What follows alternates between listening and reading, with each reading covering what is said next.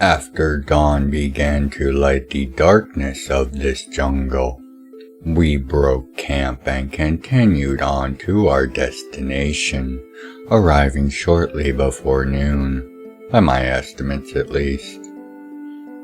As we made our way across a bridge from the high canopy walkways with their wide vine-wrapped paths down to the village below, across a bridge that had been lowered from within the village and across the gale of steam and wind that surrounded this village like a protective wall.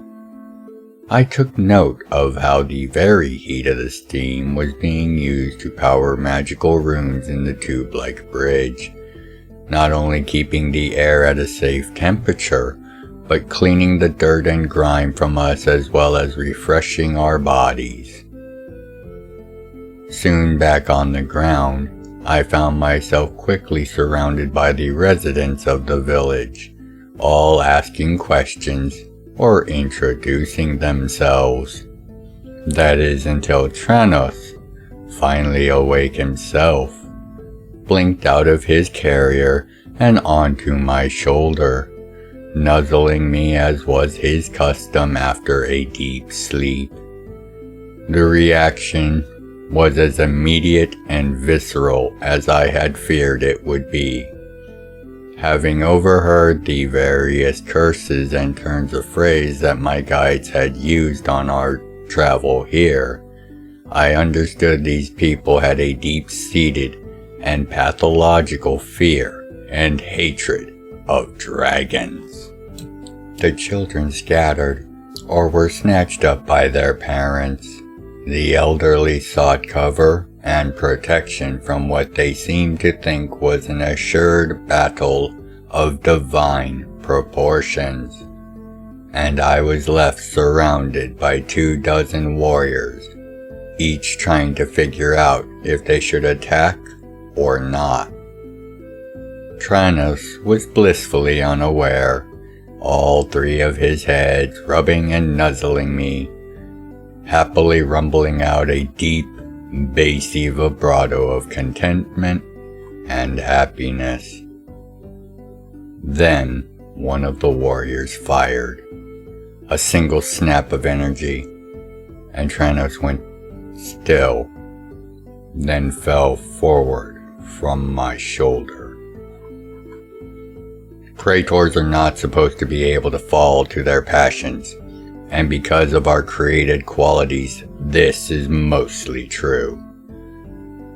Our biology prevents us from being caught in the rush of emotion for more than the merest of moments.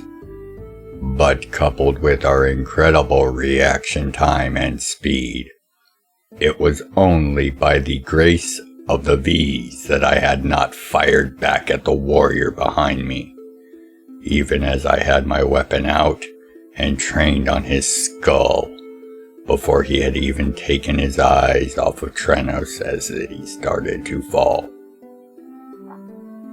For a moment as Tranos hit the ground, there was only the sound of the impact resounding across the village, and I looked with great and building anger at the man who had just fired. He was shaking but defiant, and looked as if he would charge me if I were to move.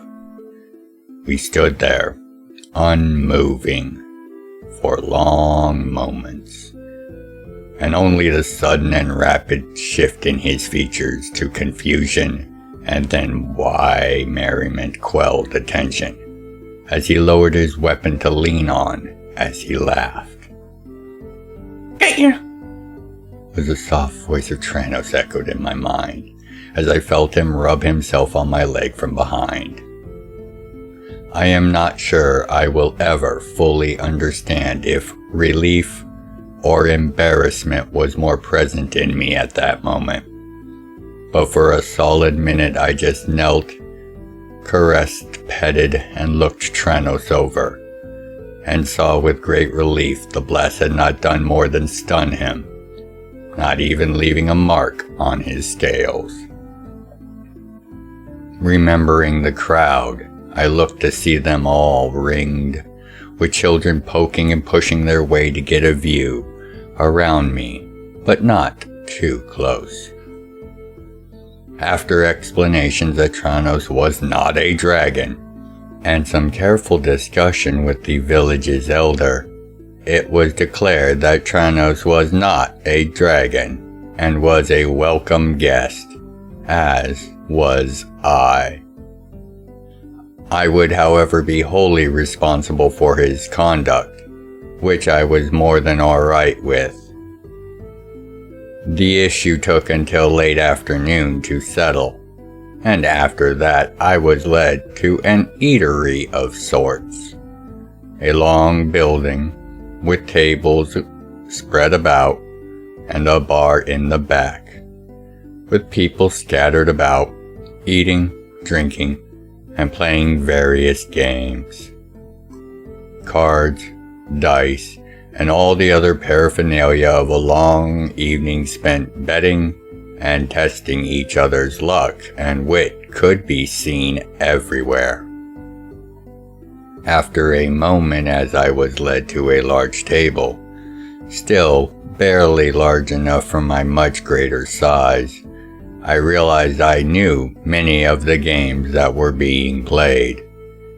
That, or they were similar enough that I would most likely be able to make do.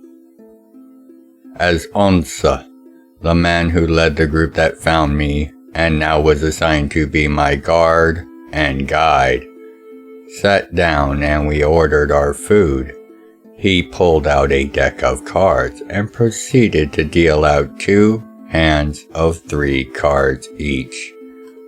The game is imps and eggs. Your goal is to hold a higher hand than I. Face cards are worth 10. Eggs are 1 or 13, he began. Break is 36. I finished for him, as this was a game I knew. And a 9 and 4 of matching suit counts for double, or can? His wide eyes and soft nod told me not only was I right, he had not considered I would know this game. After a moment he continued. Impressive. Did you learn the game just by seeing the others play it? Jesters can null any of your cards or copy the value, by the way. Or did you use magic to learn the game? Just like you did to speak and understand our language until you seem to have learned it in less than a day? It was now my turn to be on the back foot, as I had not considered that they may have known of my magical abilities, or that I had used them while in contact with them. I took a careful, thoughtful moment, and then answered. Well, Onsa, as I have no coin to bet with, shall we play for questions? Onsa smiled and nodded.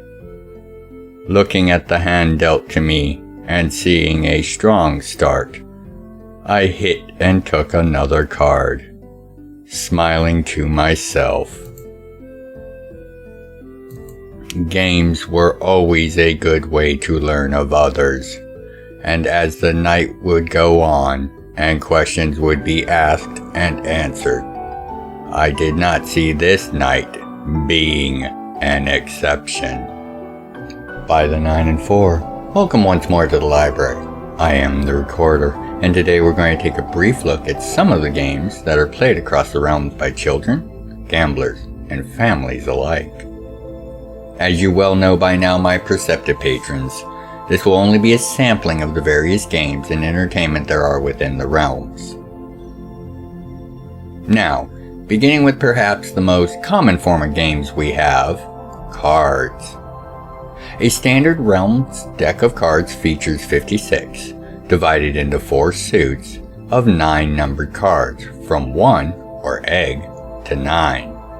There are also 4 face cards, which are from least to greatest, the Chancellor, the Heir or Heiress, the Monarch, and finally, the Empress or Emperor. 4 jesters of no suit round off the deck, and these are often used as wildcards or some other function of the games they are utilized in, or just excised from the deck altogether in many other games. The types and varieties of games played with the cards are vast and numerous, many familiar to most. Poker, various counting games, games of deception and teamwork, all played in various forms across the realms, both to pass time and for stakes. Cards are a staple of most bars, as are dice. The dice and the games they are used in are just as varied as the cards, with dice of many different kinds being used for different games. However, a standard set, as is common to be found at a bar, includes 13 dice.